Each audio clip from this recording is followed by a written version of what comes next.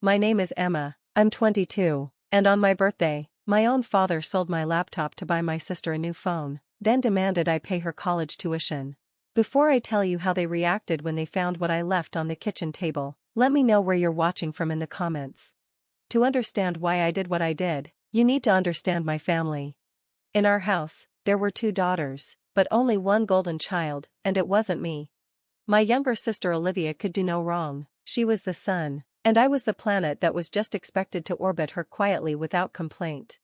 It wasn't one big thing, it was 1,000 little cuts over 22 years. For my 16th birthday, I got a stern lecture about the rising cost of car insurance.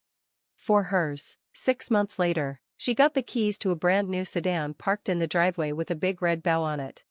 When I worked 2 part-time jobs, all through community college, to save up $1,200 for a powerful laptop for my design classes, my parents said I was being fiscally responsible. When Olivia wanted the latest iPhone, they just bought it for her. I was the workhorse, she was the princess. My Aunt Rachel, my mom's younger sister, saw it all. On my 18th birthday, she slipped me a beautiful leather-bound journal. "Your grandpa was an accountant," she whispered, giving me a hug. "He always said to keep your own ledger. No one can argue with the math, Emma." I didn't know then how literally that advice would save my life. I started writing things down, not just feelings, but numbers. The $50 here and there I loaned my dad that never came back. The $200 I'd chip in for groceries that became a monthly expectation. It all went into the book. The day it all exploded was my 22nd birthday. I was in my final brutal semester of college, my thesis was due in a month, and my entire life was on that laptop.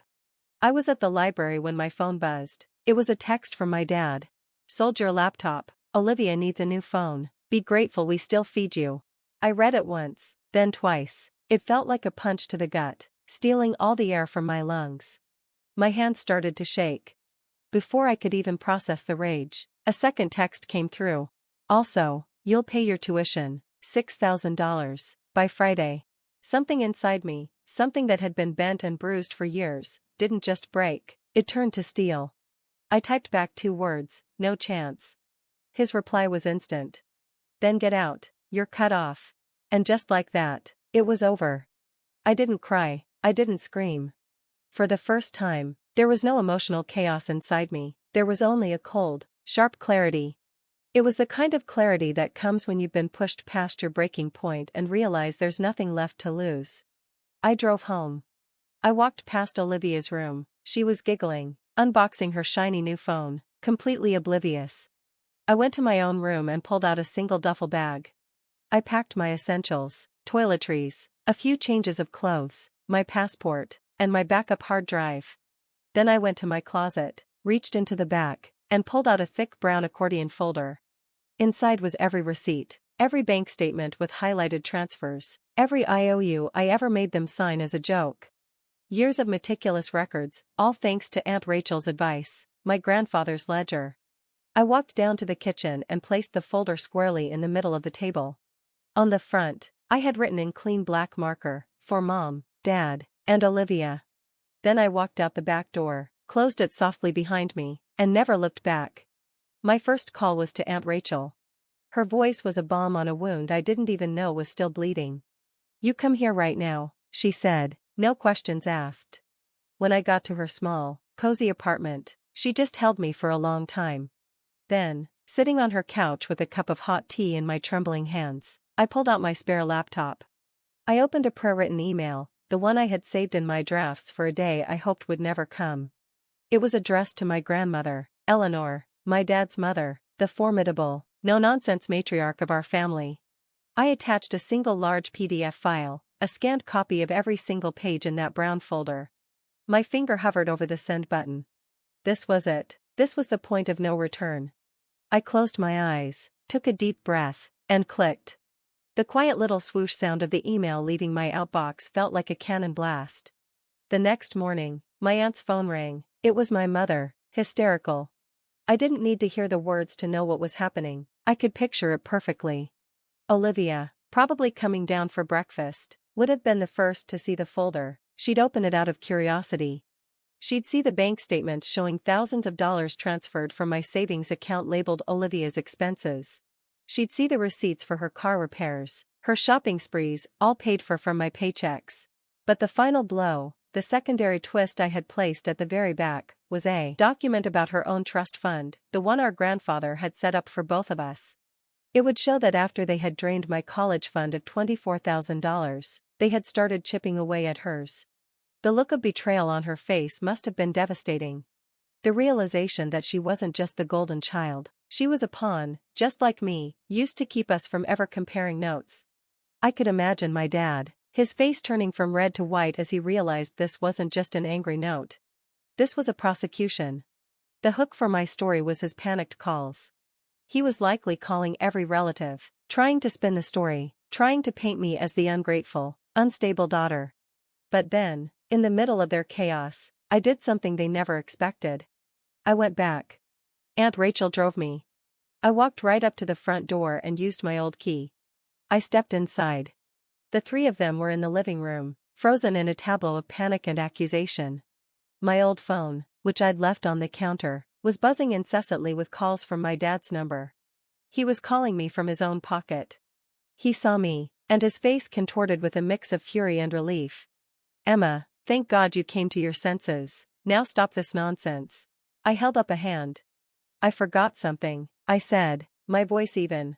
I walked past them, picked up my phone from the counter, and turned it off. Then I looked my father dead in the eye. "The numbers don't lie, Dad." And right on cue, as if summoned by the words themselves, the doorbell rang. I was the one who opened it. Standing on the porch was my grandmother, Eleanor, her face set like granite, and beside her, a man in a crisp suit holding a briefcase, the family lawyer. She gave me a single respectful nod before her icy gaze fell upon her son. "Frank," she said, her voice cutting through the tension, "Emma was kind enough to provide me with a full accounting of your management of the family trusts. As the primary trustee, I am informing you that you are being removed effective immediately. Mr. Davies here will handle the transition.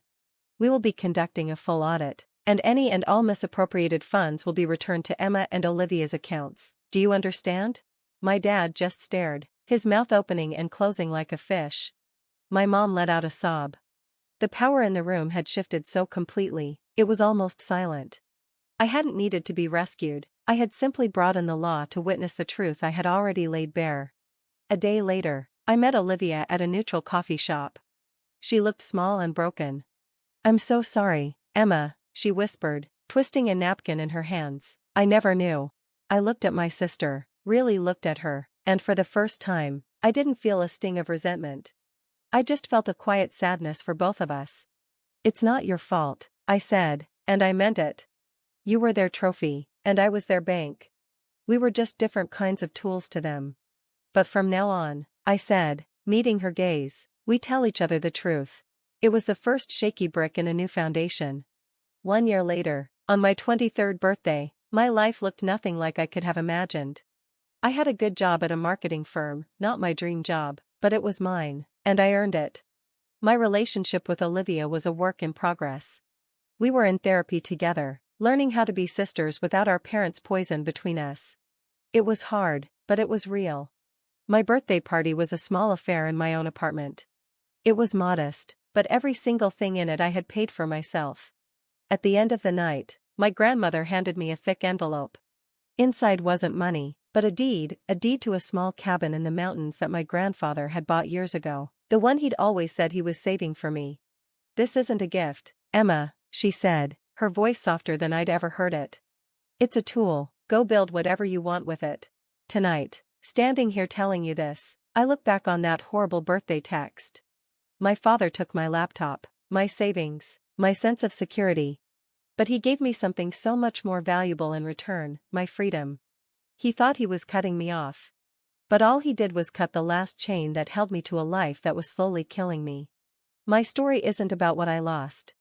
It's about what I was finally free to build. Thank you so much for listening to my story. It's been a long road, and sharing it helps.